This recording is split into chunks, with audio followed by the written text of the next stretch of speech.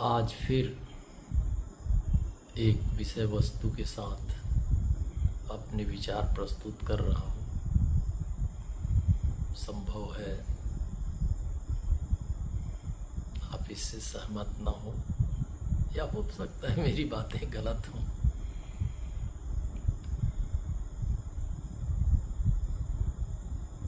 सामान्यतः जीवन और मृत्यु का जो क्रम है उससे सभी परिचित हैं।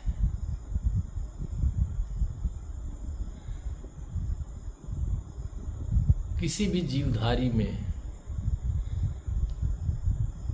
जब मृत्यु घटित होती है तो उसका एक क्रम होता है, चाहे वह स्वाभाविक मृत्यु हो या दुर्घटनाजन्य हो। यहाँ तक कि वनस्पतियों में भी आप अगर गौर करें तो ये क्रम देखने को मिलेगा। जब मृत्यु घटित होती है तो हम योग की भाषा में उसको बोलते हैं प्राण का संचार रुक जाता है। और प्राण का संचार जैसे ही रुकता है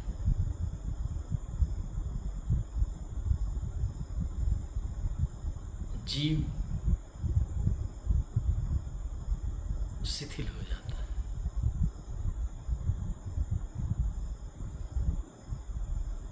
अगर एक वृक्ष को काट दें, प्राण का संचार रुका, उसकी पत्तियां लटक जाती हैं, फूल अगर हैं तो फूल मुरझा जाते हैं, वो भी झूलने लगते हैं, ढीले हो जाते हैं। ठीक ऐसे ही किसी जीव के साथ यदि प्राण का संचार रुकता है तो उसके अंग ढीले हो जाते हैं, इंग्लिश में कहें तो लूज हो जाते हैं पूरी तरह से। लूज होने के बाद ये पहली प्रक्रिया है, और प्राण का संचार रुका रहे तो धीरे धीरे वो ढीलापन, लूजनेस, फिर स्टिफनेस में, कड़ेपन में बदलने लगती है। वृक्ष को काटा हमने, पत्तियां ढीली पड़ जाएंगी, मुरझा जाएंगी, लटकने लग जाएंगी, और फिर कुछ दिन बाद वो कड़ी हो जाएंगी। यही प्रक्रिया अन्य जीव के साथ भी होती है। प्राण का संचार जैसे ही रुकेगा, अंग प्रत्यंग शिथिल हो जाएंगे, ढीले हो जाएंगे, और कुछ दिनों के बाद, कुछ देर के बाद उसमें कड़ापन आने लग जाएगा।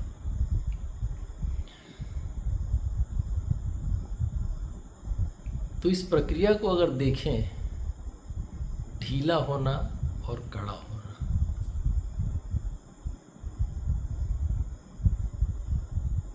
ये प्राण के संचार से संबंधित है। हमारे भी शरीर में यदि प्राण संचार रुक जाए तो हमारे अंग एकदम ढीले हो जाएंगे और कुछ देर में कड़े हो जाएंगे, कड़े होने लग जाएंगे। अधिक देर तक रहेंगे तो और कड़े हो जाएंगे।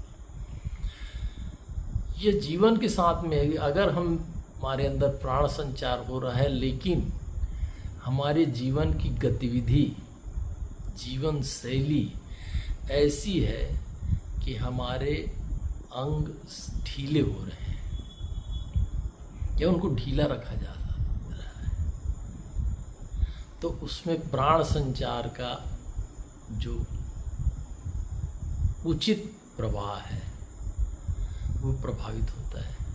इसी तरह से हम यदि अपने किसी अंग को अधिक कठिन कड़ा कर रहे हैं, जैसा कि सामान्यतः बॉडी बिल्डर्स करते हैं, या किसी ऐसे कार्य में हम संलग्न हैं जिसमें हमारे शरीर को कड़ा होना पड़ता है, तो जिन हिस्सों को कड़ा होना पड़ता है वहाँ प्राण का संचार बाधित होता है। तो शरीर के अंग प्रत्यंग का कड़ा होना या ढीला होना, दोनों यह बताता है कि प्राण का संचार सही ढंग से नहीं हो रहा है।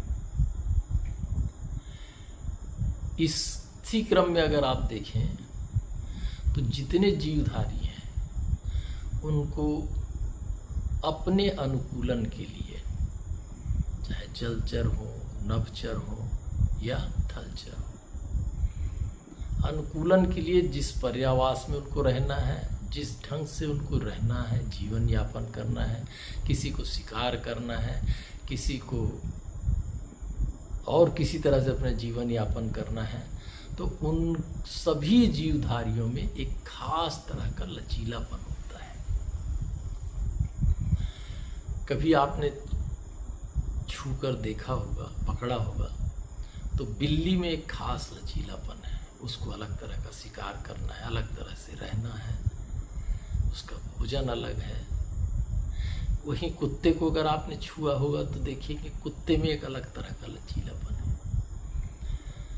अगर आपको जीवों से प्रेम है तो कभी आपने छिपकली पकड़ी होगी तो उसका अलग लचीलापन है, क्योंकि छिपकली को दीवारों पर चढ़ना है, लटकना है, उल्टा सीधा। पक्षियों को कभी आपने पकड़ा होगा तो उनमें एक अलग खास तरह का लचीलापन है। कुछ हिस्से उनके कड़े होंगे जिनका उस तरह से उपयोग होना है। ठीक इसी तरह मनुष्य का भी जैसी हमारी जीवन शैली होगी उस तरह से हमारे अंग प्रत्यंग में कहीं पर ढीलापन और कहीं पर कड़ापन तैयार होते जाता है, जो कि उसके प्राण संचार को प्रभावित करता है। इसका अर्थ यह है कि मनुष्य के अंदर भी एक खास तरह का लचीलापन होना चाहिए। जैसे अन्य जीवों में खास लचीलापन है, सांप के लिए अलग लचीलापन, बिच्छू के लिए अलग, बंदर के लिए अलग, भालू के लिए अलग, तेंदुआ के लिए अलग, शेर के लिए अलग। सभी जीवों का एक विशेष लचीलापन है और वो प्राण संचार के लिए महत्वपूर्ण है। ऐसे ही मनुष्य के लिए भी खास लचीलापन है शरीर के लिए, जिससे सही सही प्राण संचार होता है। अगर हम जीवन शैली को कुछ इस ढंग से कर रहे हैं जिससे वो लचीलापन बाधित हो रहा है, तो आप ये मान कर चलिए निश्चित तौर पर कि आपके अंदर जो प्राण संचार होना चाहिए वह बाधित हो रहा होगा, वो प्रभावित हो रहा होगा। अगर बाधित नहीं होगा, प्रभावित हो रहा होगा। जैसा होना चाहिए वैसा नहीं होगा। और मैं जब योगाभ्यास करता हूँ तो मुझे आश्चर्य होता है कि कैसे और किसने ये खोज लिया कि इस तरह के इन आसनों को करने से वो जो मनुष्य के शरीर के लिए जो खास लचीलापन है वो तैयार हो जाता है। योग के 8 अंगों में जो एक आसन है, आसन और फिर उसके बाद प्राणायाम, ये दोनों इतनी महत्वपूर्ण खोज है, विस्मयकारी खोज है कि कैसे उन्हें ये पता चला मैं समझ नहीं सकता। आश्चर्य से भर जाता हूँ कि इस तरह के आसन करने से वो जो मनुष्य के शरीर के लिए जो खास लचीलेपन की आवश्यकता है वह रहेगी बरकरार, वो तैयार रहेगी। और उसके साथ में जो प्राण है वो कैसे संचरित होंगे, उनके आयामों को समझने के लिए, उसके आयाम को सही सही व्यवस्थित करने के लिए प्राणायाम तैयार हो, प्राणायाम की खोज की। प्राण और प्राणवायु एक दूसरे से जुड़े हुए हैं, क्योंकि जैसे ही हमारी सांस विलीन हुई हमारे अंदर संचरित प्राण भी धीरे धीरे विदा होने लगते हैं। ये अलग बात है कि प्राण के कारण प्राणवायु का संचार होता है।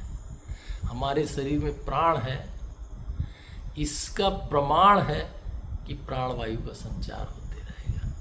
प्राणवायु का संचार हो रहा है, अर्थात प्राण संचारित हो रहे हैं। तो हम प्राणों को व्यवस्थित शरीर के तल पर आसनों के द्वारा और प्राणायाम के द्वारा इतनी सहजता से कर सकते हैं कि आप जब इनका अभ्यास करेंगे तब आप आश्चर्य से भर जाएंगे, जैसे मैं आश्चर्यचकित होता हूँ। और एक बात यहाँ स्पष्ट कर दूं कि आसन और प्राणायाम, केवल दो पर बात कर रहा हूँ, ये दोनों ही अपने आप में वैज्ञानिक हैं। ये अंधविश्वास से भरे हुए चीज़ नहीं है। इन पर आपको बिल्कुल भी भरोसा नहीं करना है, विश्वास नहीं करना है, बल्कि इनका प्रयोग करना है, प्रैक्टिकल आपको करना है। प्रैक्टिकल में जब ये सही पाए जाए तभी आप इन पर भरोसा करें।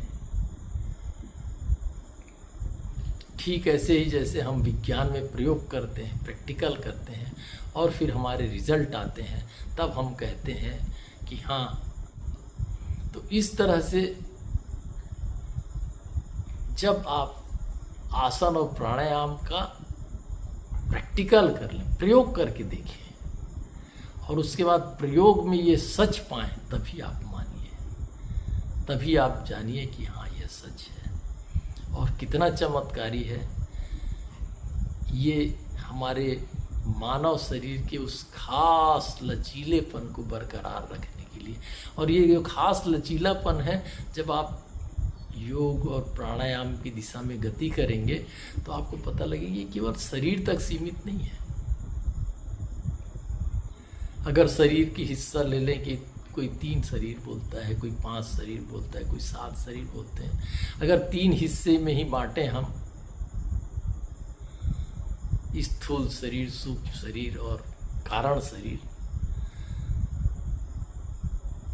तो ये स्थूल शरीर का लचीलापन कहीं ना कहीं प्रभावित करता है सूक्ष्म और कारण शरीर को। आप देखेंगे कि वहां भी इनका प्रभाव है। तो मैं ये अपेक्षा करता हूं कि आप भी इस प्रैक्टिकल को करके देखें और उस खास लचीलेपन को अपने शरीर में उतार करके, उस खास लचीलेपन को अपने शरीर में बरकरार रखकर प्राण के उस संचार का भी अनुभव करें। और आप देखेंगे कि आपके जीवन में एक चमत्कार घटित हो रहा है। मेरी इन बातों को आपने सुना, शायद अच्छी लगे, इसके लिए